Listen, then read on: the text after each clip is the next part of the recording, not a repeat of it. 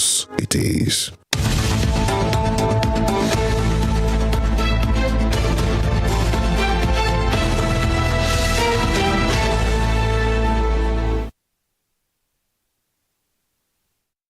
All right, good morning and welcome to the show Morning Spring on Western Spring Television.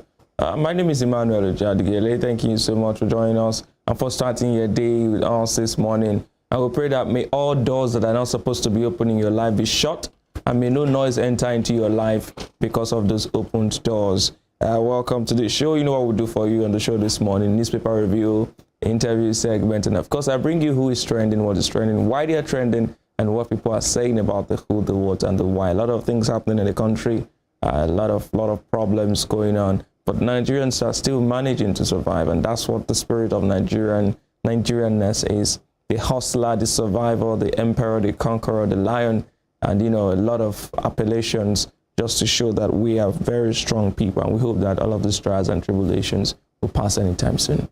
All right, good morning. Thanks for joining us on the Morning Spring this morning on Western Spring Television. I'm Temitope Ajijola. Well, as it were, it looks like some really shady things are happening. One of the newspapers actually captures one of those shady things, but we'll get to the paper shortly. We're still looking at issues around the Naira crunch. Fuel scarcity, nobody's talking about it again, because if you don't have the money, you can't even queue for the fuel. So we'll take a quick break now. When we come back, we'll bring you the papers. Just stay with us.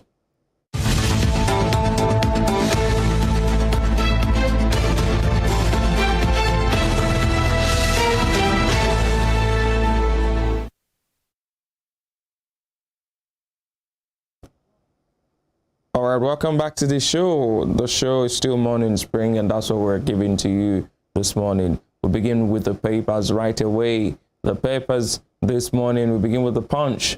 The Punch newspaper has as its banner headline, "IU must go.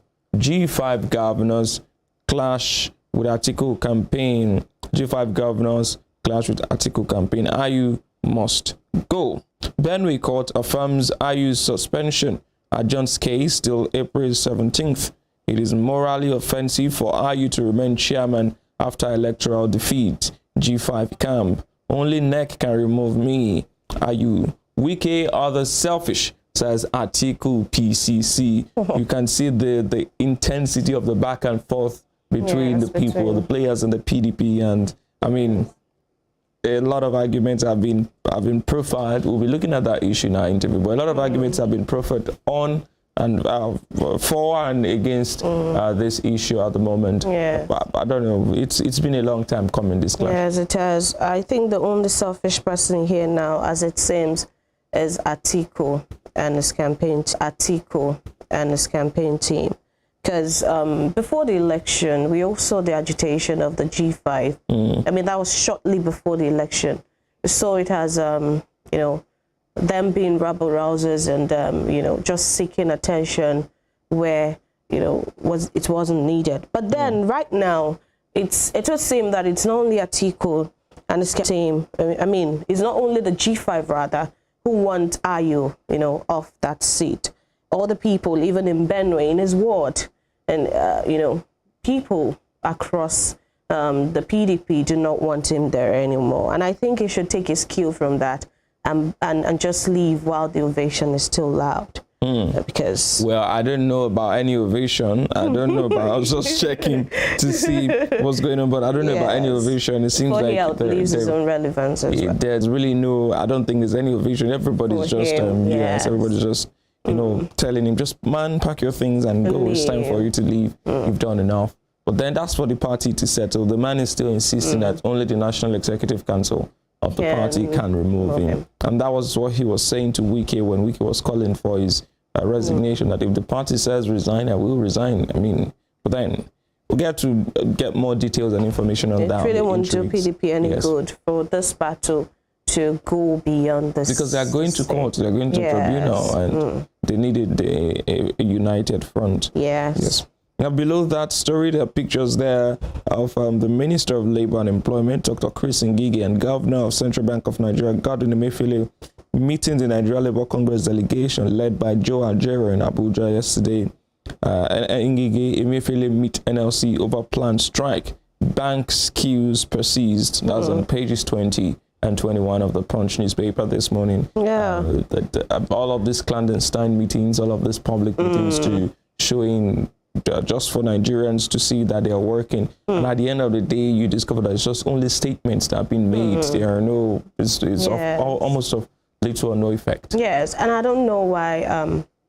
I never thought Emefiele could meet with anyone, to plead that, strike should not happen, because you should have seen all these things coming. These are things that you directly walked into, and you shouldn't be begging anybody not to go on strike now. But then thank God that he's still doing something. And then about the bank queues persisting, I don't think this is, this should be happening anyway. And I don't think it's from the CBN or the banks this time. I think people also are playing a very wrong role. We're still going to see it on another of the papers, and that's the point. We all have our roles to play, and Nigerians are really, sometimes you really cannot take sides with Nigerians. Yes. Really. Sometimes you cannot. We'll talk about that later.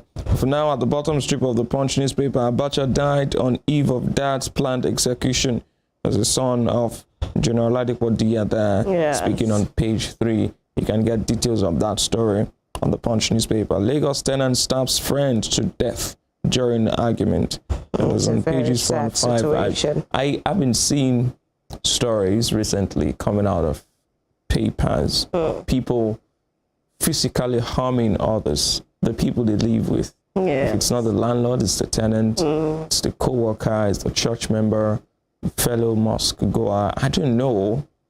I've always wondered, I maybe because I am averse to violence and bloodletting, but I keep wondering the level of wickedness and the inhumanity you have to descend to be able to pick up an object and kill someone. Open show violence anyway.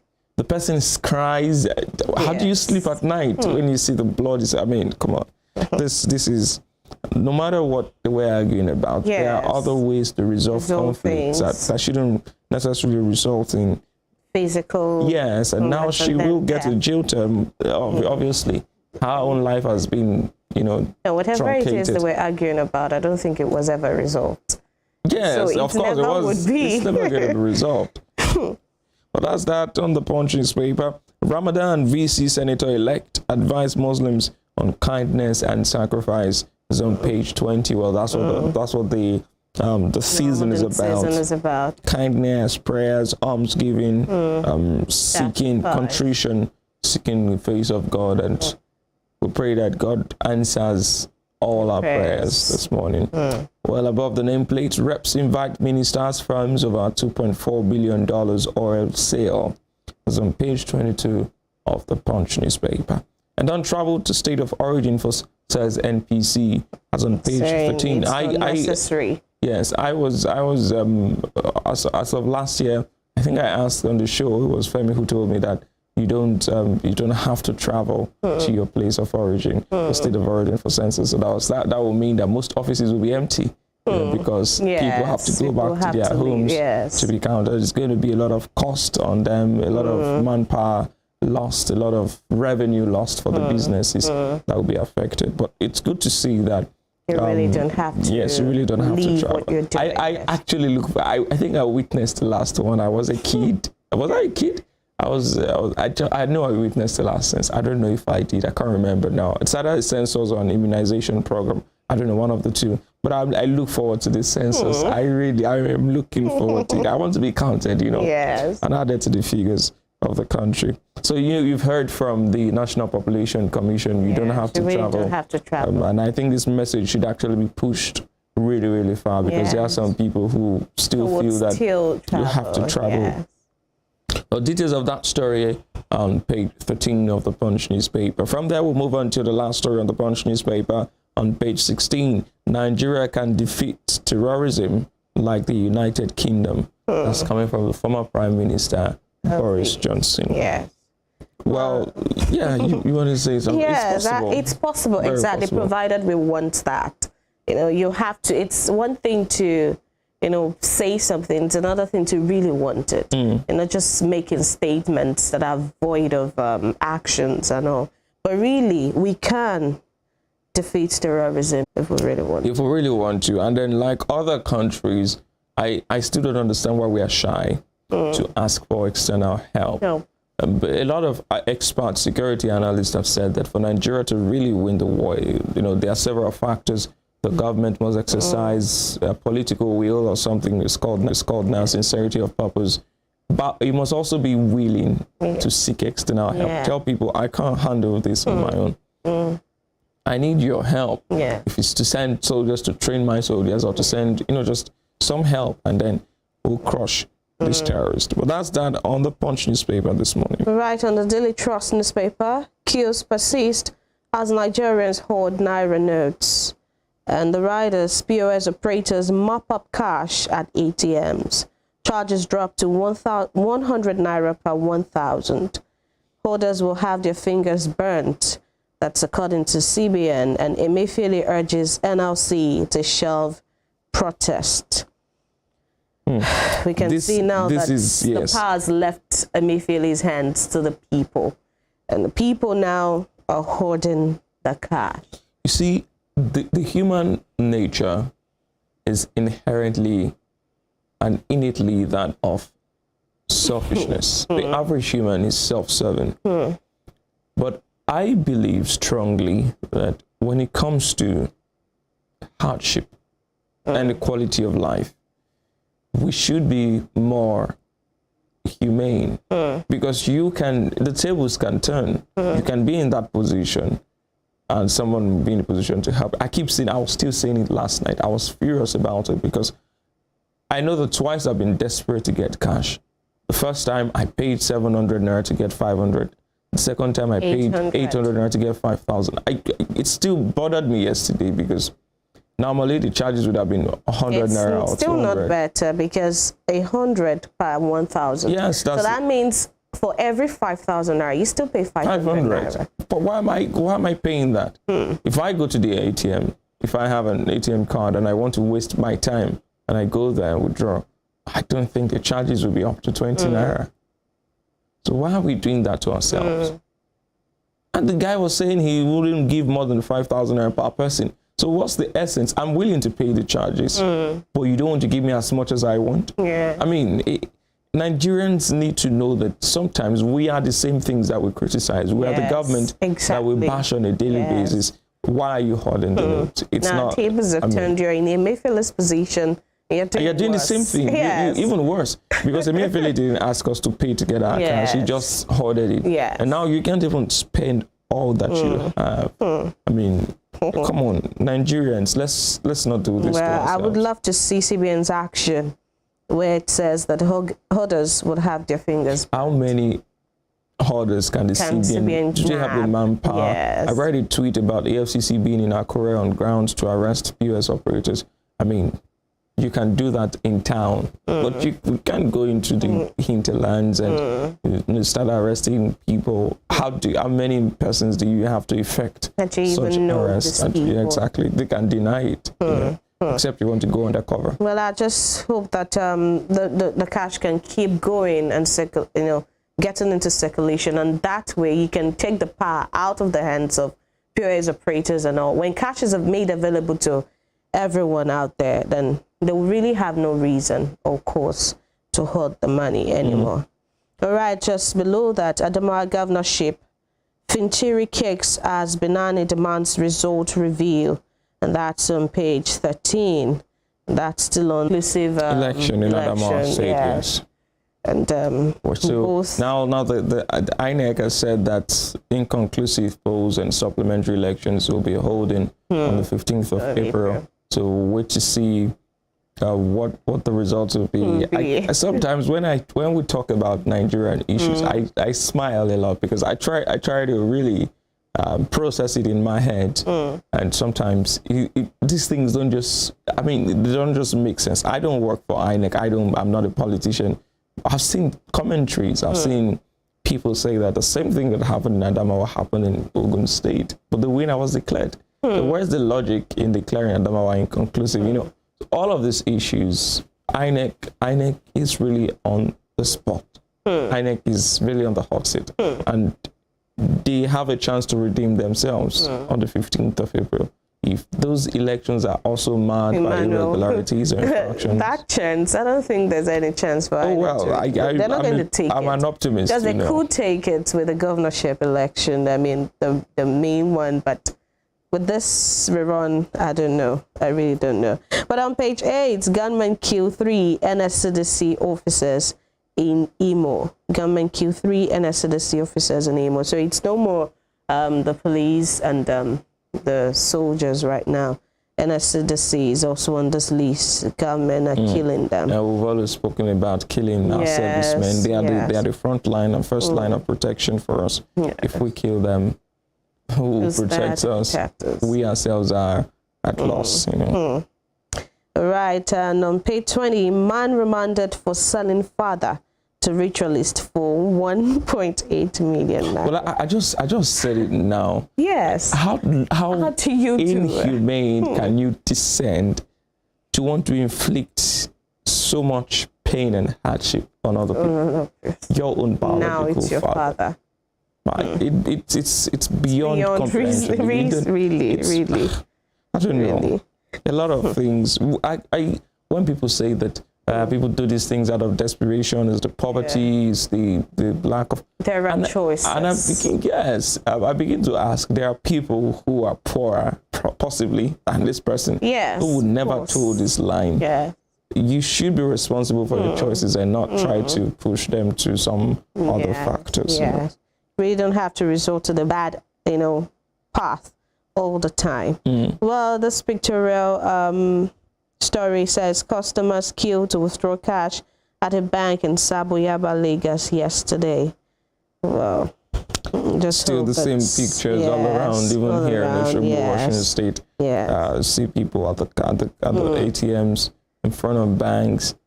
And one interesting thing from my conversations with some of those who go to the banks is that when you even get to the banks, it's as if the workers, the tellers in the banks now, don't even want to see you. Like they're tired of seeing people and hearing all complaints. Because Nigerians, we can be combative most times in trying to air our grievances. We can be very combative, and that at some point might even piss off the person who's trying to help you.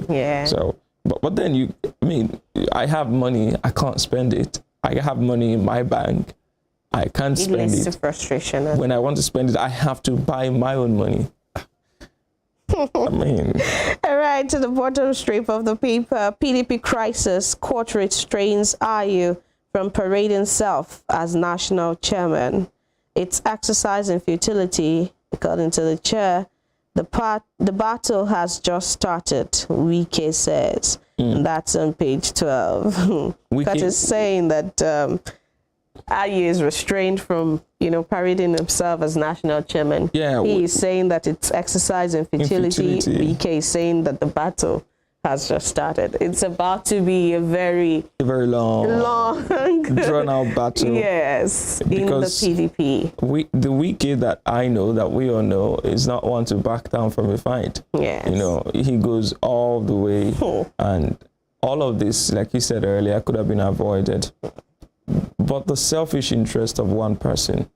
If I were in Ayu's shoes, I would have resigned. I would have, because you can deal with people. You can deal with people only when you have the advantage. The advantage would have been to resign. Let the PDP go into the election united. If they win, you're gain. If they lose, you have a point.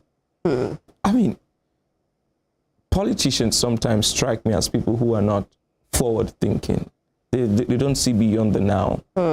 And that is dangerous. Or they just choose not to. Yes, they choose not to. That is the same. They are deliberately blind to what could be and what may not be. And it's just what they can't see at the moment, what they can touch, what they can feel. And that's why Wike stood his ground. That's why Ayu said, I'm not going anywhere. And that's why the party did not prevail on any of them. Because in my own thought, I would think that if Ayu had any sense of dignity left, he would know that now is the time to just leave. I mean, you don't have to get to the point where the some court of is these chasing you. issues contributed to your loss at the polls. Yes. And if you have the interest of the party at heart, the party that you're governing over as chairman, you should know that it's time to withdraw. Probably there's something you're not doing right. There are areas you're not looking into. And then you should just withdraw and let someone else who's more capable or who is, loved by the people, who the people want there to take up the reins of the party and do things right. Well, I mean, we should always put the interest of the majority above ours. Yes, well, I hope that despite this crisis, Atiku Abubakar will step in. He's touted as a unifier and someone who doesn't want crisis. So I'm sure that he would also come up to, I hope rather that he would also come up to make some statement to mend fences. And just below the nameplate, that's hunger, rights abuse increasing in Nigeria. Others, Amnesty International says, hunger, rights abuse increasing in Nigeria. Others, Amnesty International, and that's on page 6. And we can see that, this cash crunch has also contributed to the hunger. And then we're having a lot of rights abuse increasing in Nigeria. We've seen a number of them on the face of the paper this morning. The lady that stabbed her neighbor, the man who sold his father, the NSCDC officers that were killed. And then there's the brutality by the police. Yes, that's still the there. high-handedness by uniformed men. Yeah. I mean, and lots of it. And even judgments here and there. We're seeing people who are being aggrieved, and thinking that their rights are being abused all over. And so it's all over the country. And on page 23, Spain tops export destination of Nigerian products in fourth quarter. That's in 2022. Spain tops export destination of Nigerian products in the fourth quarter of 2022. And that's on page 23. Meningitis kills 52 Nigerians in 21 states.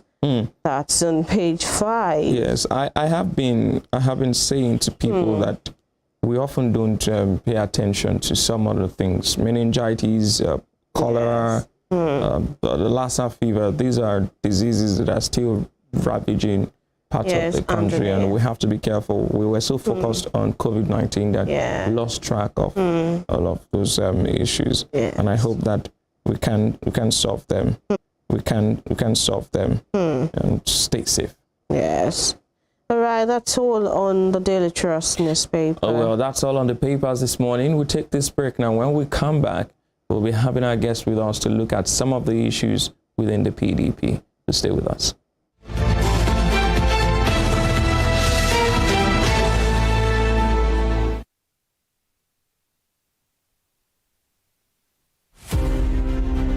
The name Adolf Hitler exudes a gale of bile from millions of people who were victims of his autocratic rule and love, from fanatical supporters of his imperial aggression. Born April 20, 1889, at a small Austrian town sandwiched between Austro-German frontier, Adolf Hitler spent most of his childhood in Linz, the capital of Upper Austria. As a very prominent stakeholder in the horrific events of conflicts in Europe, Adolf Hitler could simply go off as the sole mover of the Second World War.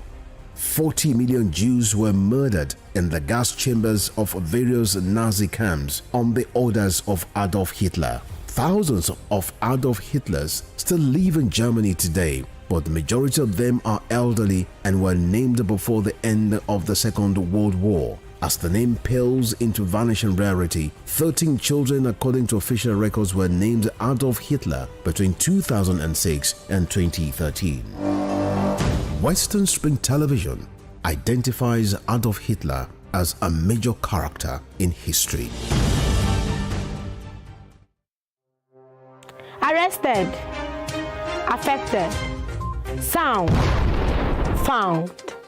What do we see? What do we say? Flowing from a spring. A fact A to Z. Check and confirm. Ever is pounding current events. Traveling down from the business gist to the globally arising happenings, to the sports news, to the bittersweet infos. Guided transmission, even diffusion, vast and fast. Detailed facts are fled. Within seconds, nuggets of words that flew across borders are fired. Stories short and long, wrapped in bundles of words, broken and dissected as it is, except misheard. This is the news as it is.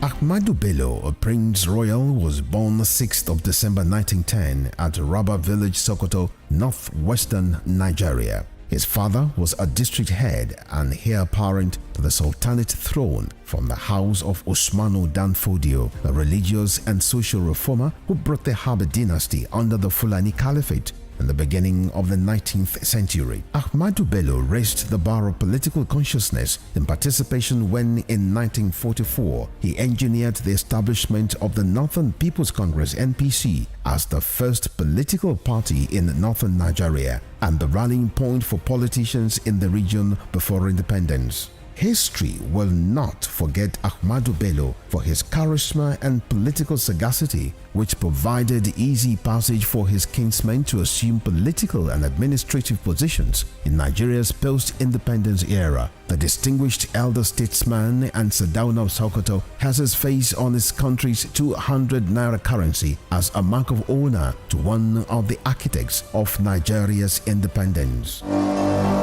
Western Spring Television identifies Ahmadu Bello as a watershed character in history. According to the words of Michael Forbes, one who never asks questions either knows everything or nothing. Watch me as I ask the questions you think no one wants to answer. Even questions it appears no one has got the guts to ask. My name is Femi Adefila and I've got the gut. Let's ask the pertinent questions and watch as we get answers.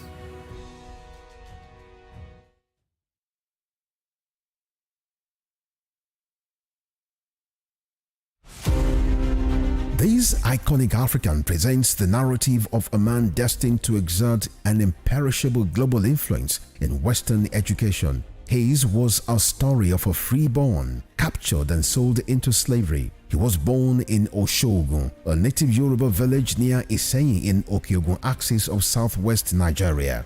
Samuel Ajayi Crowther was the foundation student of Fora Bay College, Sierra Leone, the foremost university where the pioneer set of native Africans were educated. Samuel Ajayi Crowther's greatest contribution to humanity was his translation of the Holy Bible into the Yoruba language. The man who authored the Yoruba dictionary was also credited with the translation of English classic hymns into Yoruba and the Ekwere languages. Samuel Ajayi Crowther's private residence in Badagry, incidentally the first story building in Nigeria, is an archival museum dedicated to the memory of Africa's first bishop.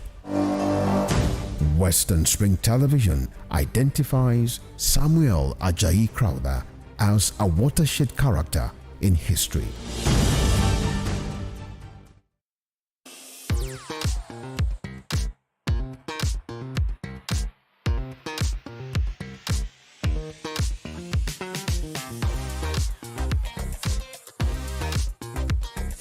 Turn it up! It's the Wild Wild West, and Western Spring Television is pulling out all the stops to make sure that you don't miss out on every of the fun and happenings around you. Yup, we've got you covered because your girl got all the juiciest tidbits and entertainment news from around the world.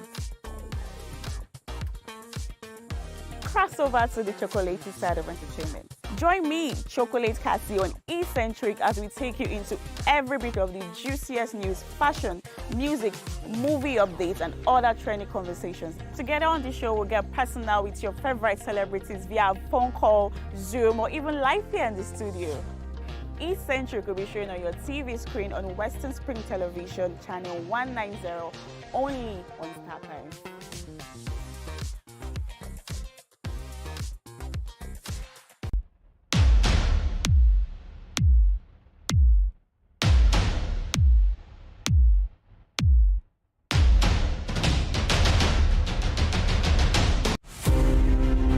Gbadamosi Adegoke Adelabu was a prominent figure in Ibadan politics and Western region before Nigeria's independence.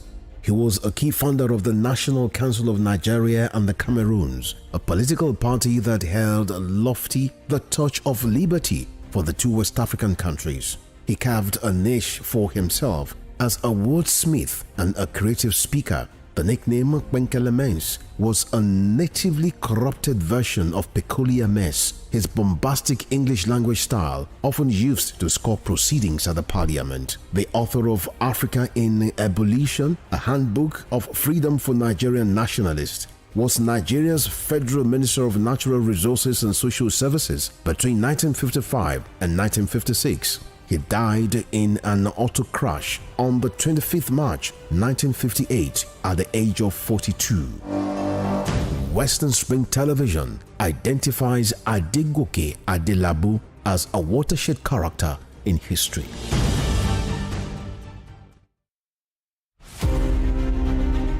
The 1914 Amalgamation Treaty is synonymous to the birth of Nigeria. Frederick Lugard, a British Army captain and an outlaw who struck gold in Africa, became the instrument used by destiny to make it happen. The amalgamation of Nigeria was designed for economic reasons by the colonial administration to offset Northern Protectorate budget deficit by Southern Protectorate surplus returns. The amalgamation had ad initio created imbalance in the economic political structure of Nigeria and was responsible for the persistent hiccups and the efforts to forge a united country till today. Nigeria's amalgamation was labeled as the mistake of 1914 by native northern conservatives who neither wanted it nor contributed anything significant to its sustenance. Western Spring Television identifies with Amalgamation Treaty of 1914 as a watershed event in history. Born Jeremiah Oyeni Obafemi on March 6, 1905, Obafemi Awolowo was a prime architect of Nigeria's independence and most consummate advocate of free education and social welfare in Africa's most populous nation.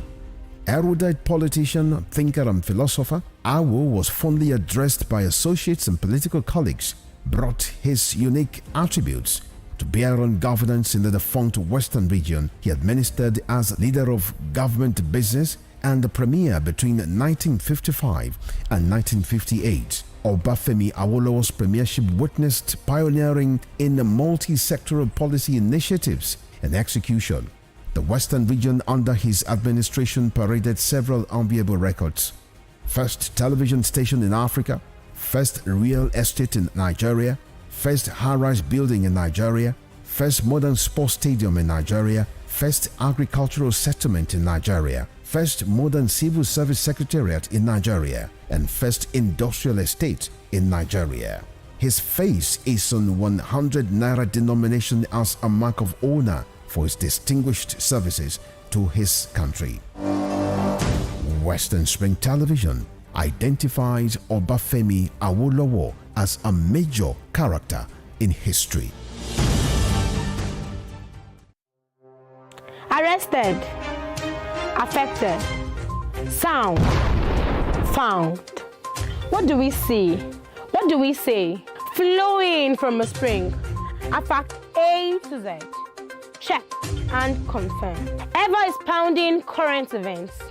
Traveling down from the business gist to the globally arising happenings, to the sports news, to the bittersweet infos. Guided transmission, even diffusion, vast and past, detailed facts are fled. Within seconds, nuggets of words that flew across borders are fired. Stories short and long, wrapped in bundles of words, broken and dissected as it is, except misheard. This is the news as it is.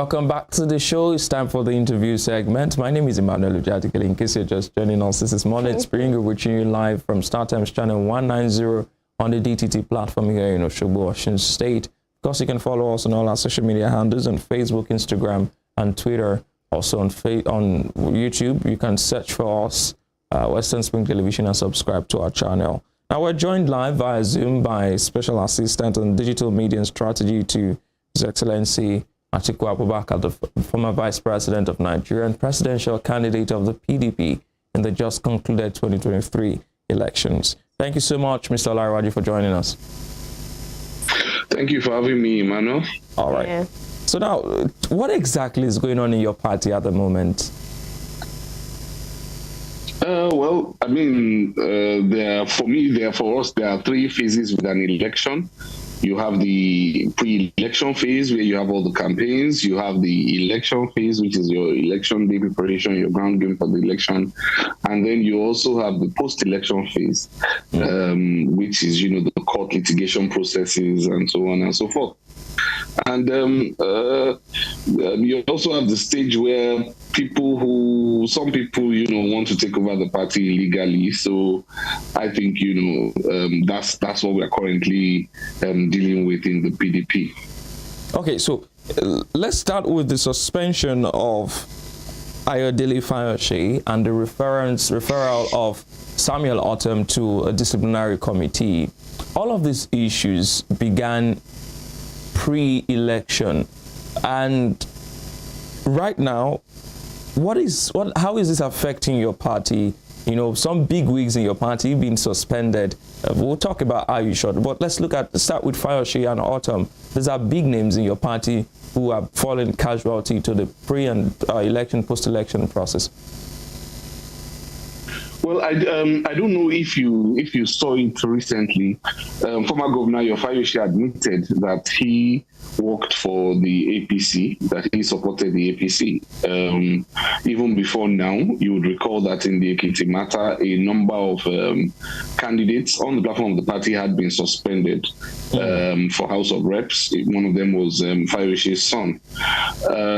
So it's been an ongoing process. It's been basically the party looking at its internal processes and saying that, look, we have to ensure that everything is well with the party, and that those who worked against the party at different levels should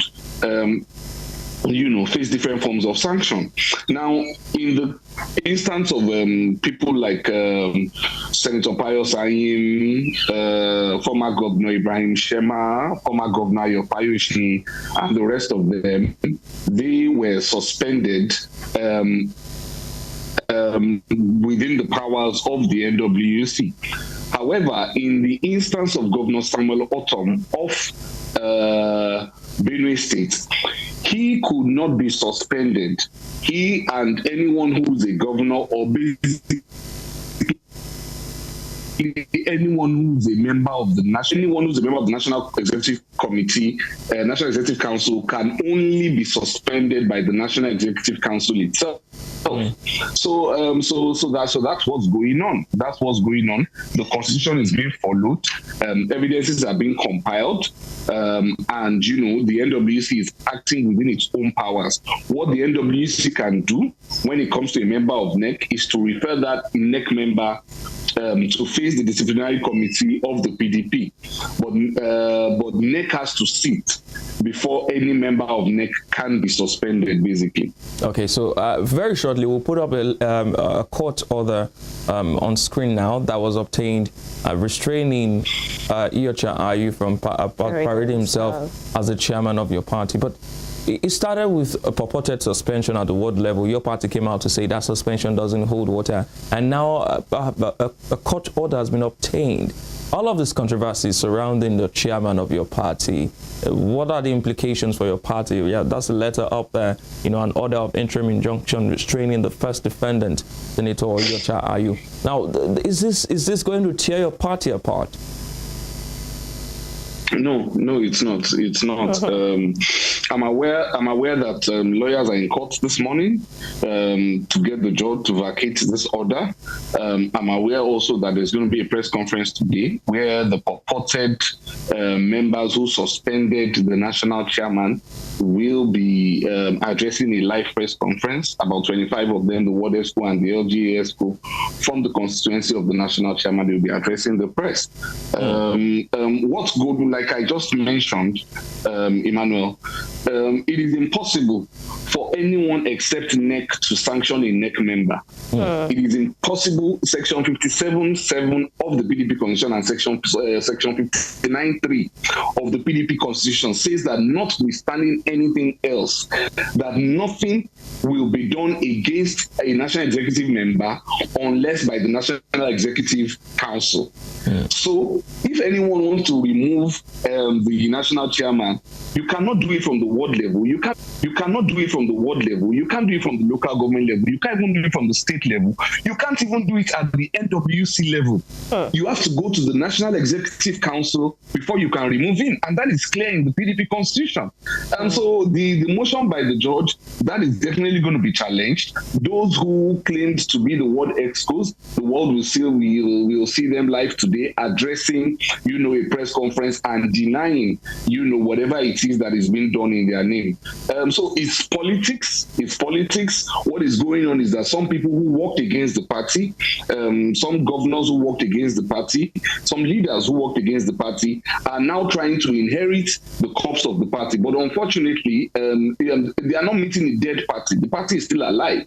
The party is still alive. The party won 13 states. We still have 13 states, as at today in the last election. We are very strong. So, and we have a court case, both at the presidential level and at various places like Ogun State in Kaduna, we have matters to pursue. So if they thought that they would come and pretend to be the heroes of the party and say that, they won't give us the carcass of the party now that the party is dead, it's not going to happen. That's not going to happen, I assure you. So the court order, which has been brought forward, that will be challenged this morning. The basis also of the court order, which is the letter, the spurious letter, which some claimed that was signed by Ward EXCO, that will also be challenged, and the alleged Ward EXCO members themselves are going to come out and face the world and tell them that they have no hand in whatever is being done.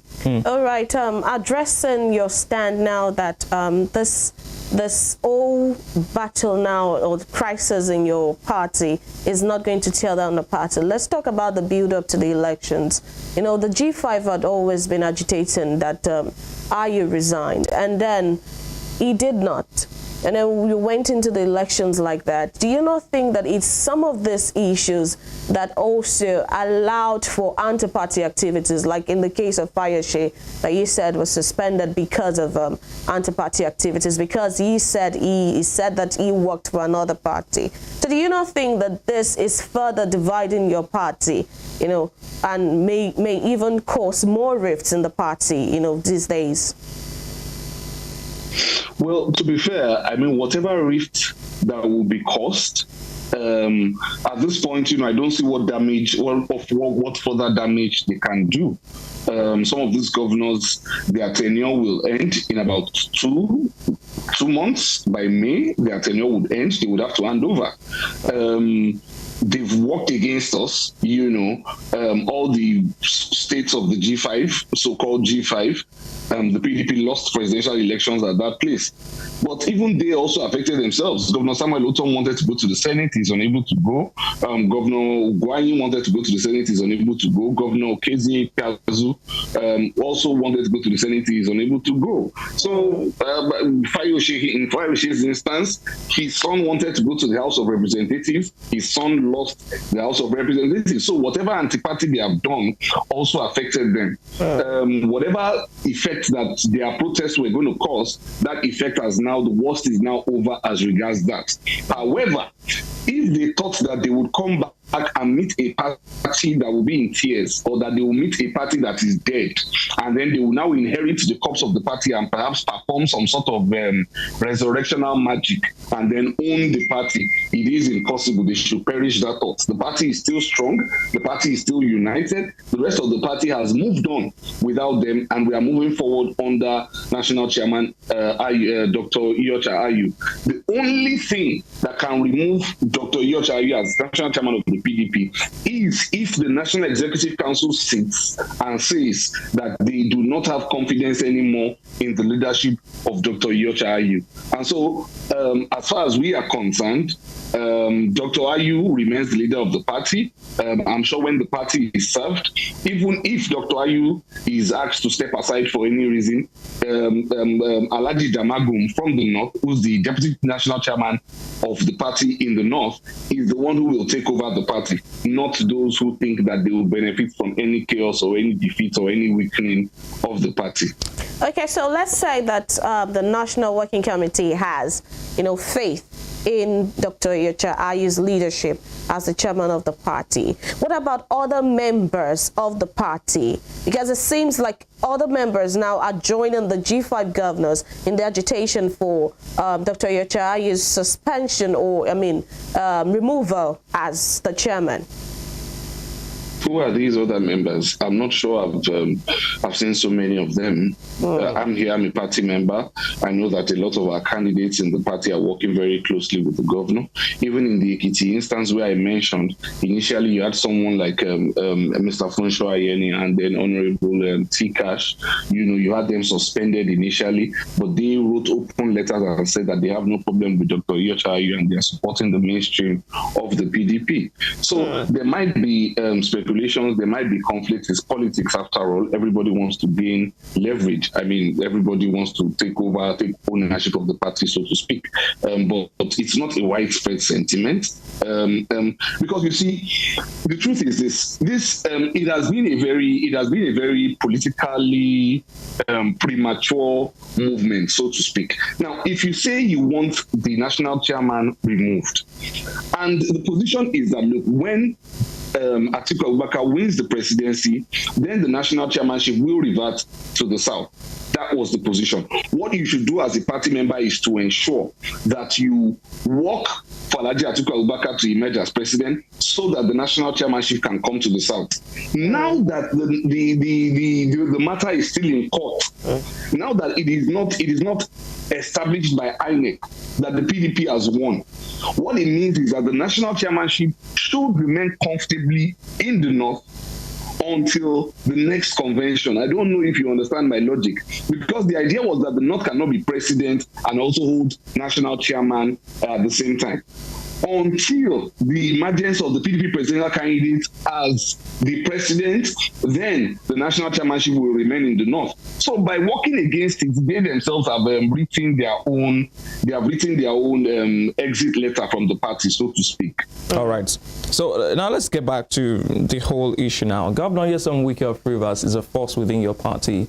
If it had gone the other way, add Rivers votes to what Alhaji Atiku got in the polls, there may have been some significant change. But he's at variance with your party, he's at variance with the chairman, he's at variance with your principal. Wike's role during, before, and even after the elections, do you think it could have been better managed? And how much of a damage has it done to your party? Well, Emmanuel, to be fair, I don't like to talk about personalities. I don't like to talk about individual personalities. I think, everyone did whatever they deemed best. And I think that eventually the outcome of it will become obvious. Like I said, some of these governors will soon hand over and will no longer be in office from May 29. The countdown has started actively, and we'll see what level of clout they can command at that point. But it is interesting to note that just yesterday, the governor of Ebonyi State, Governor Dave Umahi, called on the APC candidate who was declared by INEC, Bola Ahmed Tinubu. He called on him and said that Governor Wike should be accommodated. within the APC government based on whatever role he's perceived to have played for the APC. But as a general principle in politics, if you connive with outsiders to destroy your own father's house, those same outsiders will not bring you into their house. They might leave you at the gate. They might leave you outside the house. They will leave you at the door, but they won't bring you into the house. Why? Because they would not want you to connive again with outsiders to bring down their own house. So whoever connived with outsiders to bring down his father's house, PDP in this case, and is expecting that he will be brought into the APC caucus, well, I'm not sure that APC will bring them in despite the calls of Governor Dave Umahi. So I hope that answers your question, but I'm not talking about individuals. I'm talking generally, politically as a rule, that, this is the principle, and whoever did this, there is the natural consequence for it, and I'm sure that, you and I will witness it as it starts to unfold. Okay, so the reality, like you've just said now, was that even if Senator Ayu had stepped down or resigned as the G5 were demanding, another now would have also stepped up to head the party. So how much of resignations would have had to happen before the G5 would have been satisfied at that time? The truth is, I'm not so convinced that the G5 was being sincere. It wasn't just about Iyorchia Ayu. You could hear from the various statements that they were making. There was a sense that of real grievance. There was a sense of that that they wanted something more. And much as the PDP tried to accommodate them, much as my principal Alhaji Atiku Abubakar tried to accommodate them, they insisted on playing things a certain way. And these are now part of history. But I think everyone can say that it wasn't just about Iyorchia Ayu. It was something, it was almost as if something deeper was at play at that time. Well, no one knows what it is, but whatever the outcome, I'm sure that the G5 themselves will not be able to look the world in the eye and say that they worked for justice in the last election. Because as far as a lot of Nigerians are concerned, there is no justice in allowing APC to continue in power. There is no justice in that sense. So whatever it is that they wanted, I think that, everything could have been sorted in-house. They could have kept their grievances in-house. In some cases, these are people who have served the party, at various levels. These are people who everything that they have achieved within their political career has been on the platform of the PDP.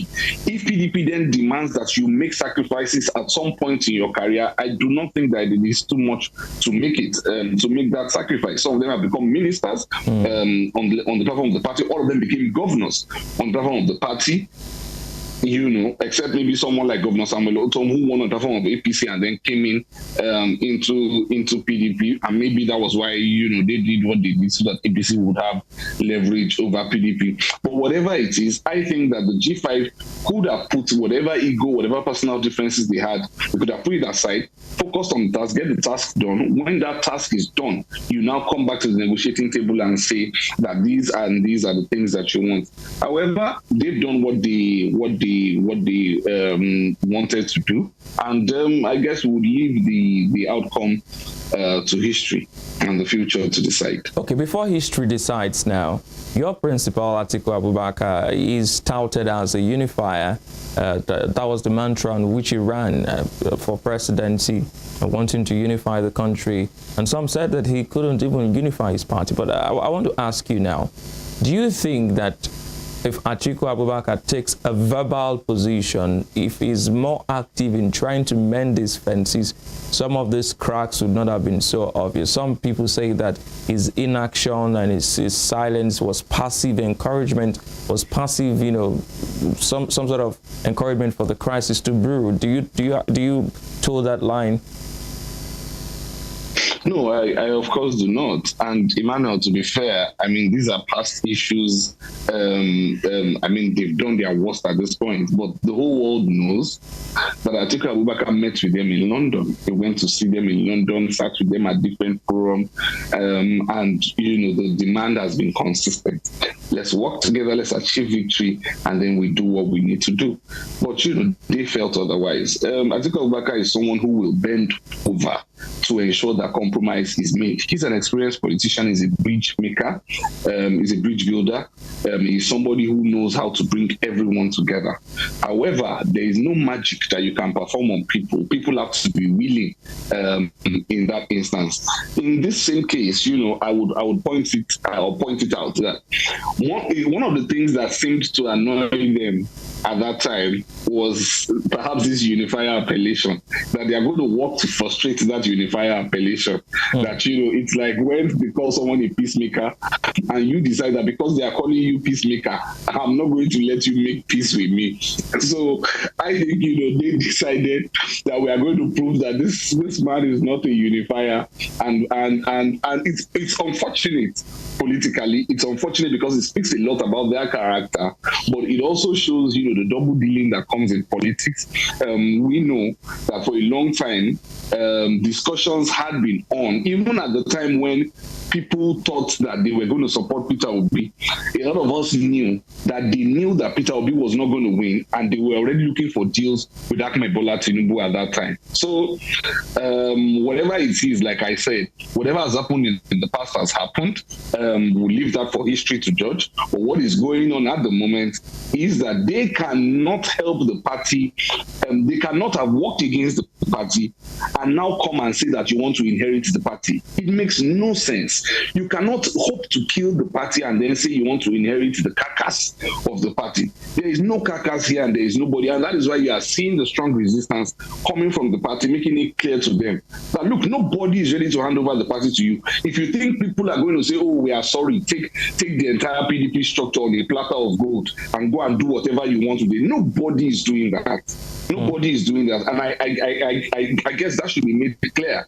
Because you see, it is not the party is too important. It is too important an entity within the Nigerian polity for you to say that you want to inherit it. If they thought that people will be in tears, people will be mourning, and then they will come and inherit the party, it's not happening. The PDP has laid down procedures for removal of any member of NEC. That procedure has not been followed, and anything done illegally will not stand within the People's Democratic Party. Okay, so just before we let you go, Mr. Olarenwaju, I'd like to ask you, what lessons have been learned so far going forward for your party and as individuals within the party? What lessons have you picked up so far from this crisis? Well, I guess the lesson has to be that whatever it is that is done must always be done with a sense of constitutionalism, because the constitution remains the ground norm of administration of any political party. And even if you want to remove someone, even if you want to take over something from someone, it has to be done in line with the constitution. It has to be done in line with the laid down procedure. If you try to do it illegally, the result will be that it will be a nullity at the end of the day. Going forward for the party, I think the party needs to be stronger in terms of applying the rod with erring members. And this move came from some members, and I think that the party needs to call them to question. I know that Governor Samuel Ortom still has a case to answer at the disciplinary committee level of the party. I hope that he answers that case. He has been given 2 weeks to answer that case. I hope that he answers that case so that he doesn't face sanctions from the PDP. All right, thank you so much this morning for spending your time with us. Ademola Olarenwaju is a Special Assistant Digital Media Strategy to former Vice President and Presidential Candidate of the PDP in the 2023 presidential elections, Alhaji Atiku Abubakar. Thank you for your time this morning on the show. Thank you, guys. Thank you guys for having me. All right, so that's the first leg of the interview. Some very interesting statement there. We talked about the fact that even if IU had resigned, it would have been another who would take over. So how many persons would have to resign before Wike is satisfied? But then some interesting comments there. We look forward made to. Yes. That, it seems the G5 wanted something more than Ayu's resignation. Yes. So we hope to see how that will play out and how Governor Samuel Ortom will respond to his case at the disciplinary committee. I will take a quick break now. When we come back, our other guests will be ready for you to stay with us.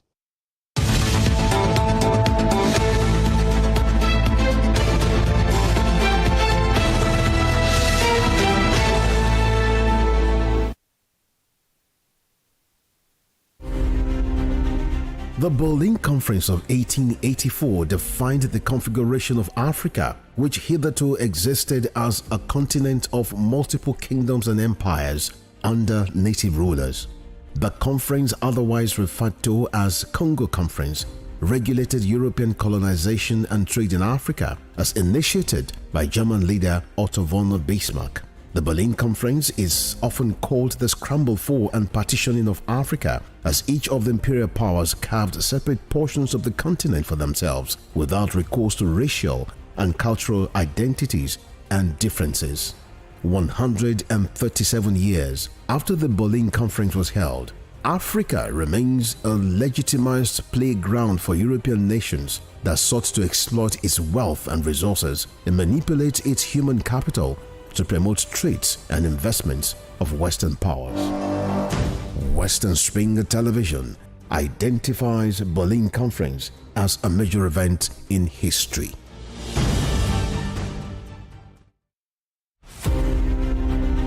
The British Empire was the largest and the most powerful in the world. At its zenith, the empire embraced a quarter of the Earth's land surface and imposed her Imperial Majesty's rule on more than 458 million peoples across nations and continents. The empire took off with overseas possessions and trading posts established by England, spread over 3 million kilometers between 16th and early 18th century. Like previous empires, the British Empire began to crumble on its weight of overstretched territories and growing unrest in our various colonies. Today, the British Empire no longer exists. What is in place is the Commonwealth of Nations, a loose association of sovereign states which recognize the King of England as the titular head. Western Spring Television identifies the British Empire as a watershed empire in history.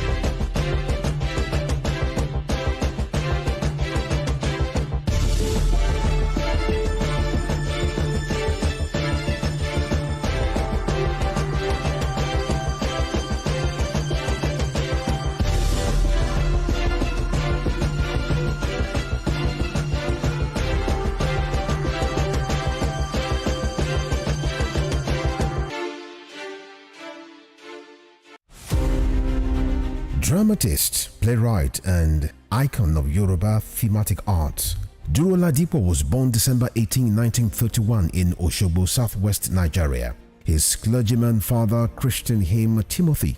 His other names, Duro Dola, Duro Shomo, Duro Rike, reflected his persona and the circumstances that surrounded his birth. The legendary stage actor had in several public fora identified himself as one of the greatest abikus born to die in this world.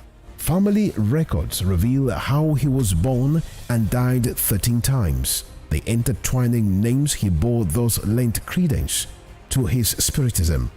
Duro Ladipo was one of the best known and world-acclaimed Yoruba dramatists to emerge from post-colonial Africa. His notable works Obakoso, Obawaja and Moremi took him beyond Africa to several parts of the world. By the time Duro Ladipo died on 11 March 1978, the Nigeria's first cultural ambassador had acquired a towering image as an artist whose works adorned the frontage of Trenchard Hall, University of Ibadan. Western Spring Television identifies Duro Ladipo as a major character in history.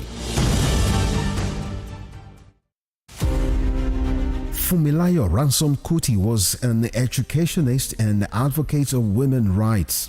She was recognized for her vitriolic comments against colonial policy of taxation as it affected the Nigerian women.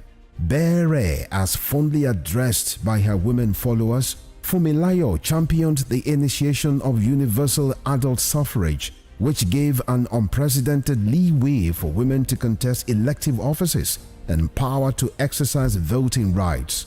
Married to a foremost educationist and teacher, Israel Oladotun Ransom Kuti, the first president of Nigeria Union of Teachers, Fumilayo Ransom Kuti was the mother of children who inherited her spirit of activism. Olufela and Be Kololari, the former, a renowned musical legend. She was the first female student of Abeokuta Grammar School and the first female to own and drive a car in Nigeria. The award recipient of Member of Order of Nigeria MON and Lenin Peace Prize, was born on 25th October 1900 and was killed on 13th April 1978 by rampaging road soldiers in Lagos. Western Spring Television identifies Fumilayo Ransom Kuti as a watershed character in history. Hilas Olayinka Herbert Macaulay, politician, nationalist and journalist, was the first Nigerian to qualify as a civil engineer, surveyor and architect. Born on November 14, 1864, Herbert Macaulay was the founder of Nigeria's National Democratic Party, the first political party in pre-independent Nigeria. Scholars of Nigeria's political history describe Herbert Macaulay as the intellectual bulldog of 19th century Nigerian nationalist movement, in deference to his qualities as founder and leader of two foremost political parties, Nigeria National Democratic Party (NNDP) and National Council of Nigerian Citizens (NCNC). His matchless versatility in party organization and control kept the British colonialists on their toes in the entire span of his active life. After his death on 7th May 1946, Herbert Macaulay remains a hero of his country, which recognized his anti-colonial struggles. Today, Nigeria's 10 naira coin bears his oval face and trademark moustache. Western Spring Television identifies Herbert Macaulay as a major character in history.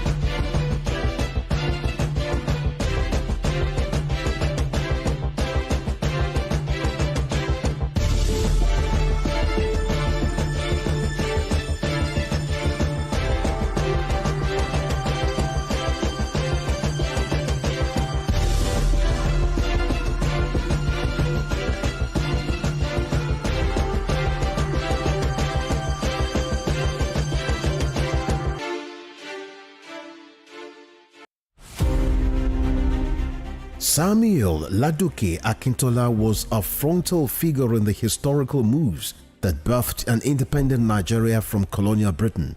As a freedom activist, he deployed his wits, energy, intellect and oratory skills to prepare the grounds for constitutional talks that eventually culminated in the country's independence in 1960. The 13th Ààrẹ Ọ̀nà Kakanfò of Yoruba land cut his teeth as a politician when he became a foundation member of Action Group, the dominant political party in the Western region, and was elected the party's parliamentary leader of opposition at the Federal House of Representatives. The crisis in the action group which pitched Samuel Ladoke Akintola against his leader was not only a sore point in his colorful political life, but a reversal of gains which characterized the exemplary leadership of Awolowo Akintola premiership. 23 years after his death, Oyo State University of Technology Ogbomosho was renamed Samuel Ladoke Akintola University of Technology to keep his memory alive. Western Spring Television identifies Samuel Ladoke Akintola as a major character in history.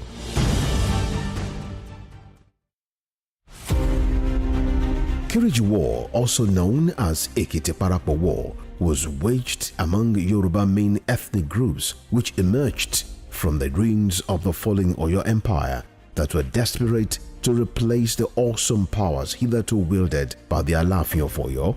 The Kiriji War is defined as a conflict of confederacy and unitary political system championed by Yorubas of different socio-economic and political interests. The Ibadan military aristocrats felt they deserved a dominant position for saving Yoruba land from being totally submerged by the Fulanis by their victory in Osogbo War of 1840 and Ijaye War of 1862. Kiriji War, that took its name from the booming motor sounds of European arms, festered for so long because the Industrial Revolution in Europe provoked high standards of slaves. The 16-year Civil War also caused the emergence of new powerful kingdoms like Ibadan and the rise of powerful personalities like Oluyole, Ogunmola, Kuromi, Latosha, Shodeke, Fabumi, and Ogedengbe. One of the fallouts of Kiriji War was the birth of creative political and leadership structure in Yoruba land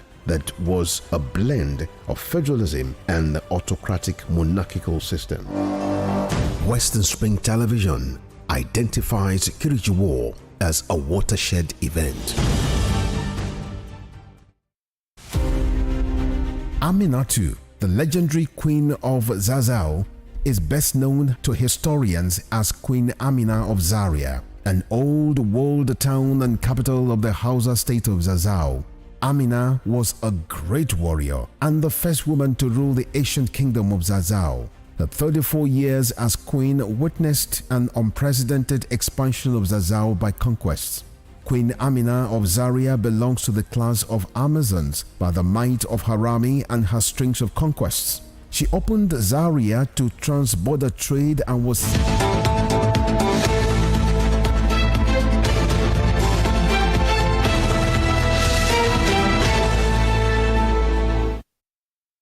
Thank you for your time and thank you for staying with us on Western Spring Television. It's still morning, Spring. I will bring it to you as it is from where it drops and when it drops. We're joined live now by former National Deputy Publicity Secretary of the People's Democratic Party, Prince Tyrone Odeyemi. Thank you so much for your time this morning. Thank you very much. I'm happy to join you this morning. Okay, so before we get into the crisis in the party, let's talk about your now viral letter to former Governor Adegboyega Oyetola. Could you take us through why you wrote that letter to him?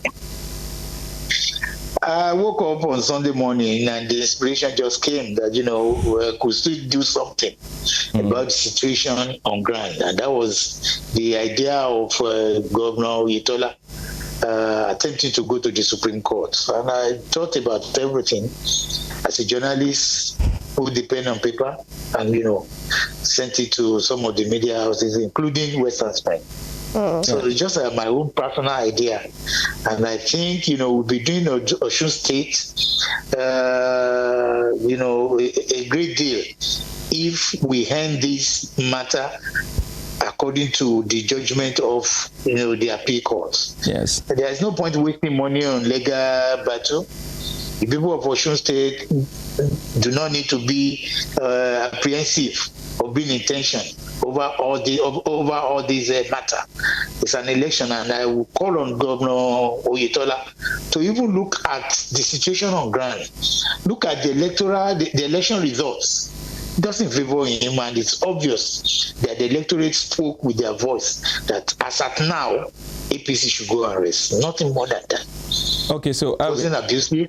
Yes, I know you're saying it wasn't abusive, but I want to look at some content of that letter now, and your choice of words. You said that you I quote now, "You and I know the consequences of losing face and respect when a person is tagged to be a desperado, a cheat, an opportunist, and above all, an oppressor. This is not my wish for you. Those who made attempts at disputing God's authority in one way or the other often lose their voice and relevance. Again, this is not my wish for you." And then to insist that their wish must be wished away through technicality or backdoor arrangement using extra presidential power is wrong, ungodly, and totally unacceptable. It looks like you were calling his attention to some of the things that could happen and then saying it was not your wish. I mean, don't you think people have said that he has a right personally and within the law to approach the Supreme Court? I said it at the initial stage of that letter. He has every right. And as a matter of fact, I even commend him for taking that action instead of, encouraging his party members to take to the streets. He has the right. But there are times that you have rights over certain things, or just leave everything to God. There are times that you sit down and assess situation and realize that the wish of the people must be allowed to stay. And what I'm saying exactly is that if you believe in Allah, if you believe it is the wish of the people, you don't need to go extra mile. You don't need to go to the Supreme Court. You don't need to rely on certain technicalities, besides the election that took place to think you can win that election. So that was my advice, really. But my mother of blessed memory often say she wouldn't wish to advise somebody and for the person to take to it, because if he takes to it, you now come back to thank you or to appreciate him. I've said my own. Let's see the consequence of what is going to happen at the end of the day. Because Osun State is in the eye of the world. Everybody knows what is happening there. If you participated in an election and you could not deliver the presidential election to your uncle, you could not deliver any of the Senate in your party or House of Rep and even House of Assembly, what are you coming to do as a governor? It's enough statement to say that as at now, the people of Osun State prefer Senator Ademola Adeleke. Nothing more than that. All right. So let's move away from Osun. I've been looking for you for some time now, Prince Odeyemi, to ask you some questions. And I'm glad that we're having this interface now, because last year and early this year when we spoke with you, you kept insisting that 24 hours is a long time in politics. The crisis in your party will be resolved. Yes. I mean, how do you feel now? I feel terribly bad. I feel disappointed. I feel disappointed because my intention then was that, politics shouldn't be a do or die. It shouldn't be about me, myself, and I. It shouldn't be personalized. So I felt very bad, and my thinking when I was, echoing doubts that 24 hours is a long time, my thinking was that when we see failure standing us in the face like this, when we know quite well that without doing certain things, we are not likely to win that election, that we will have to reset our brain and positive reasoning will prevail. Not on either side, but on virtually all the leaders. On either side, what is the essence of being a national chairman and you are losing an election and you know you are going to lose it? You don't have to be overconfident about election that is not even sure, it is not over until it's over. And what is the benefit of the G5 who worked against their political party, having benefited at one point or the other? And what is the strategy of the candidate who could not even impress it on you or make sure that to the larger extent there is amicable settlement between himself and the G5? So everybody shares in the blame. And I was thinking as leaders, as experienced politicians, there will come a time when they will have to sit down around the table and discuss issues and ensure that we do not lose the presidential election. Right. So that was my thinking when I kept echoing that 24 hours was a long time. But at the end of the day, it proved me wrong that politics, especially within our leaders in PDP, is too selfish and is about ego. Okay, so let's look at some things now. A gale of suspensions in your party, and as of last week, people were asking why Wike wasn't suspended and all of that. And I remember that sometime in January, Governor Nyesom Wike obtained an injunction from a court restraining the PDP from suspending or expelling him. Could that be the reason your party hasn't considered him for suspension or referral to disciplinary committee like they did to Autumn, or is there some other politic into it? I want to believe that certain decisions were done wrongly. Look at the issue of what happened in Ekiti. You suspended some candidates of the party.